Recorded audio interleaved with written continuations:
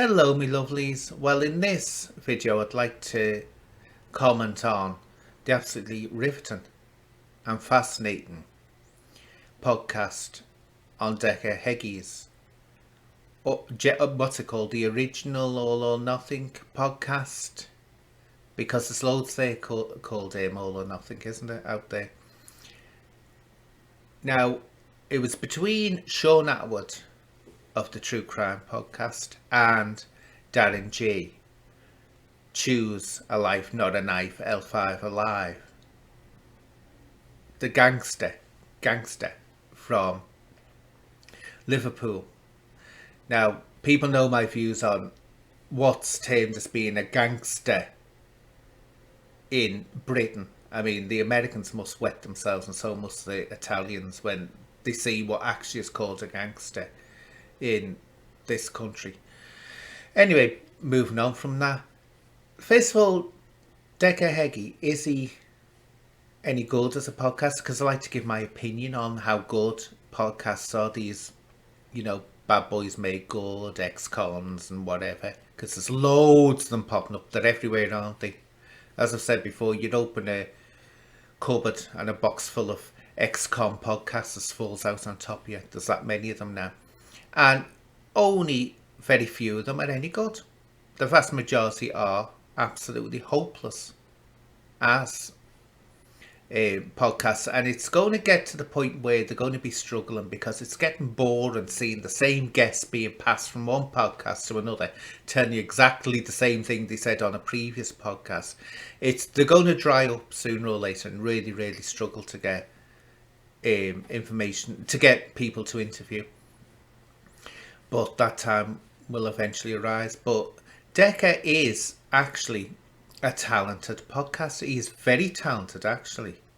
And the reason I say he's talented is he doesn't take over the podcast. It's not like Decca Heggie and his guests or interviewees are second to him, and he's the star of the show, and that's essential. That's essential. And he reminds me, Decca, of what Michael Parkinson's always said. Michael Parkinson always said when the interviewer, or in this case the podcaster, becomes the main focus and the main celebrity on the show and not the person that's being interviewed, it's gone wrong. He said it's gone totally wrong. And Decca does understand that, because you'll see other podcasters and what they tend to do is they start talking about themselves. Yeah, me. Or they just haven't got a clue how to conduct an interview, how to steer it, because it is a very, very difficult job. It's part of entertainment. An interviewer or a podcaster is an entertainer, and it's their job to give you a podcast that entertains and keeps you interested. Now, if they've got a guest who's wandering everywhere, not sticking to the point, they've got to be able to subtly, without making it obvious or embarrass the guest, to move it back on track and get to the point. And Decca actually did that a few times. So he is, I think he's studied this subject. He hasn't just gone into it. He's got some background, I think, in entertainment somewhere, because he is very, very good at it. So that out the way, onto the podcast itself. Well, it delivered. It delivered in every way possible. For people that don't know, Darren G turned on Shaun Attwood and went on. Now, I'm not going to hide names here because there's no point. Everyone knows who they were talking about. Darren G went on the James English podcast and he slated Shaun, absolutely slated him. And what was it? And I'm sorry, Darren, right, if he does hear this. Don't give me this, you don't care about people being gay or not, or homosexuals or not. If you don't care, why do you always use it as an insult towards someone? Stop saying that people are gay when you don't like them. And that's what you were doing to Shaun Attwood, because that's using being gay as an insult. And if you're using it as an insult, that means you're not fine with gay people. So just stop doing that, because you can be very homophobic. He's not the only one. I've heard others, but he's the worst out of all of them. So Darren arrived to the podcast fashionably late and got everyone's attention. Well, everyone's attention was on him, to be truthful, because it was, and at first, oh God, it was tense at first because you didn't know whether this was going to turn nasty or not. Because when Darren came on, he certainly was putting tough questions to Shaun Attwood. He was showing that he still wasn't too comfortable with Shaun, which was absolutely riveting because you think, no, this is going to turn nasty at any moment. But Darren was very good in the. He more or less took over the interview, but again, it was the focus was on him. He was the main one. That's what people were tuning in to see. Shaun kept himself as usual, calm and in control, and they said what they needed to say. Now, certain things were said in it which I'd like to just give my opinion on, and I could be completely wrong. I don't know the wherefores. Now, the allegation was made that James English had set Darren up to slate and call Shaun. My view is, was that the intention? No doubt about it, it was, because when Billy Moore interviewed me, and don't get me wrong, I'm going to say I really like Billy Moore, and I do like James English. I think James English is a very talented podcaster. He is. No doubt about it. But when Billy Moore interviewed me, I didn't know when I did that interview that when it was going to get there, it was going to be turned around. And you know, this Shaun thing, definitely Billy was told by James English to do that. I don't doubt it one bit. Billy Moore would never have interviewed me only for that. He wanted me to start talking about Shaun Attwood. So I'm in no doubt about that. Did James force the issue and convince me to do it? No, he didn't. James didn't even talk to me. It was all done through Billy Moore. So let's get it out in the open there. Am I annoyed with Billy Moore? No, I'm not. Am I annoyed with James English? No, I'm not. And I'm telling you why. And this is where I draw the difference with Darren. Darren was trying to push the blame onto James, that he would never have said that, but James led him into it. I'm sorry, right? Darren is a man in his 40s. He looks young and acts young. When you look at Darren, he looks young and acts young. So that's because, as I've said before, his brain is mushed. He hasn't developed from being a teenager. He hasn't moved on. Now, he came out with all these things. He can't then turn around as an adult and say, oh, you made me do it. No more than I can turn around to Billy Moore and say, oh, you tricked me into that. I wouldn't have said that. You made me say it. No, I said it. And still today I stand by what I said.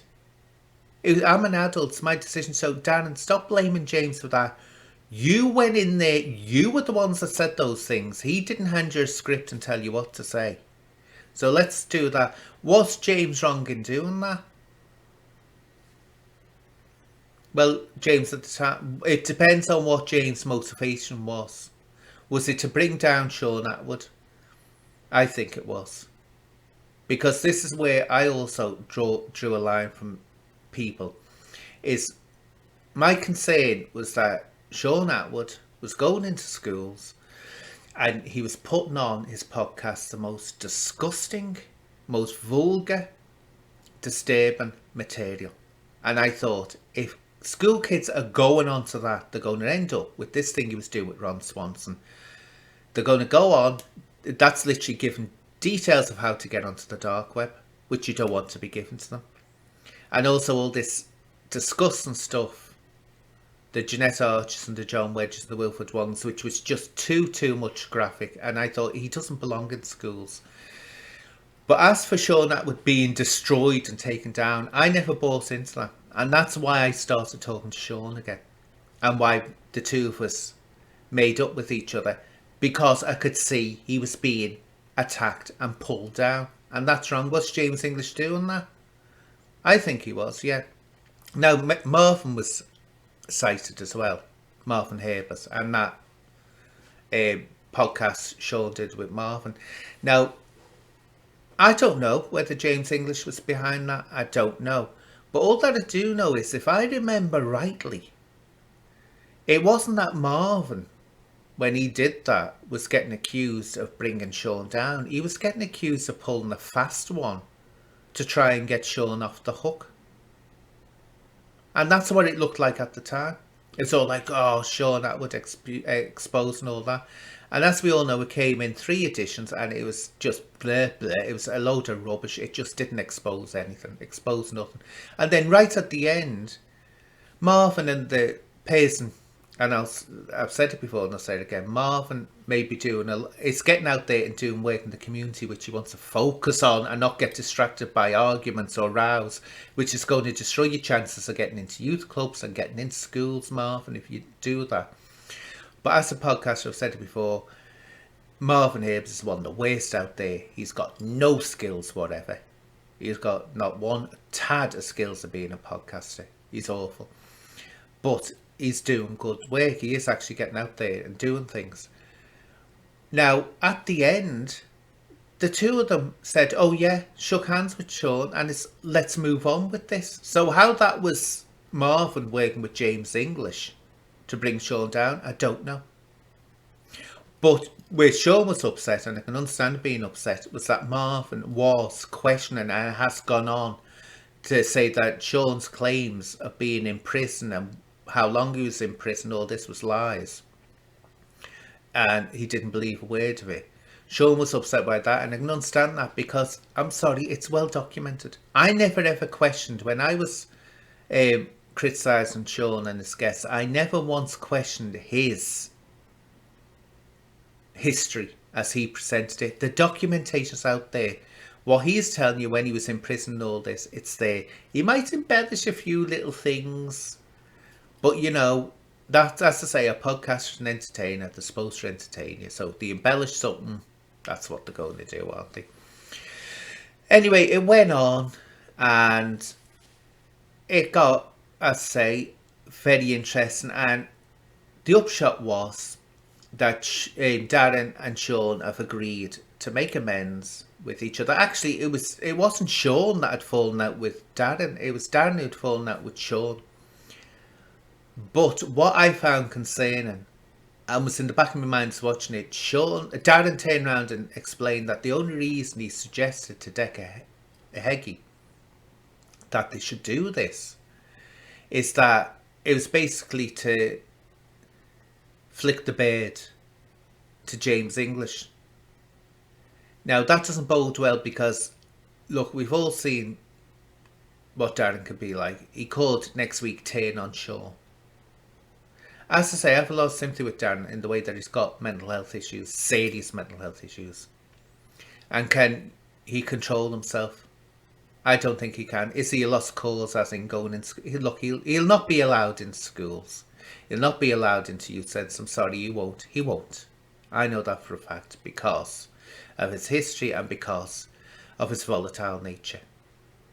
And anyone out there, you ex-bad boys, ex-cons, who are going around calling each other gay and all this and homophobic slurs, you're not going to get in there either. It's all inclusive now. You can't go on like that. So I think Darren basically, and I'm still waiting to see this great work, because Decca said this, and this is what I take exception to. This very intelligent man that turned his life around, Darren G. Has he? Has he turned his life around? Is he doing this amazing work? All that I ever hear is choose life, not a knife, an L5 alive. And it's really off-putting when someone's talking to the police and they suddenly keep on turning to the camera going, you know, saying those phrases. It's like, it looks strange. It's like, why is he suddenly in the middle of a conversation looking at the camera saying that when he's talking to the police? But leave it to that. I think sadly Darren could have been a great motivator out there, but mental health issues is going to prevent that, because people will be, especially people that he needs to attract, like say the schools, the youth centre and all that, will be too wary, thinking, look, this person is a live wire. He's out of control. He goes out of control. I hope for Shaun's sake he doesn't suddenly turn on Shaun again, which is a real possibility that he will do, and starts going all paranoid. Oh, and one last thing. Someone was jumping in, because I was reading the comments, and of course you've seen the normal ones there. The American podcasts are trying to get in there, get noticed, you know. And again, talking about, strange enough, anuses, he really needs to examine himself and come out. He does, because he's obsessed with talking about anuses and sex and all this business and, you know, making out that people are gay or whatever. He really needs to liberate himself and come out, because this obsession is saying more about him than it's saying about other people that he's attacking. He was on there, that's when there, but someone jumped in, and I think it was a fake account mocking this American podcast. Well, it looked like it to me, because it had WIT, which would be the initials of the name he had on YouTube, and they were saying James English paid the Scottish Pussycat podcaster. I know I'm told in code, but I have to, and people who know the situation and have followed all this plot will know what I'm talking about. Was paid by James English to attack Shaun. Now this Scottish Pussycat, do you know it's difficult doing this because I just said his name before and I've had to cuss her out, suddenly came on the scene around the time that the whole explosion happened over Daddygate, and his old channel was nothing but that, and it still is that it's all Shaun Attwood, and they've even got another one which was taken down, I'm telling you now, but somehow they put a new one back up there called the Daddygate. It's actually called after Daddygate, and that's all Shaun.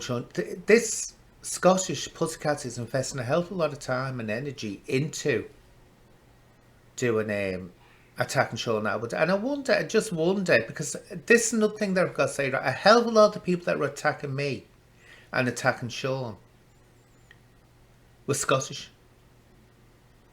And when I did my interview with Shaun, I sat there and he was the one that actually said to me, he said, do you think this Scottish Pussycat podcaster is paid for by James English? And I said, oh, I don't know. I said I wouldn't know whether he was or not. In my heart, I don't think he is. I don't think there's a connection there. But this, I say, Scottish podcaster, it's strange how he appeared just at that time, ready-made, all ready to run, and was focusing nothing on Shaun Attwood.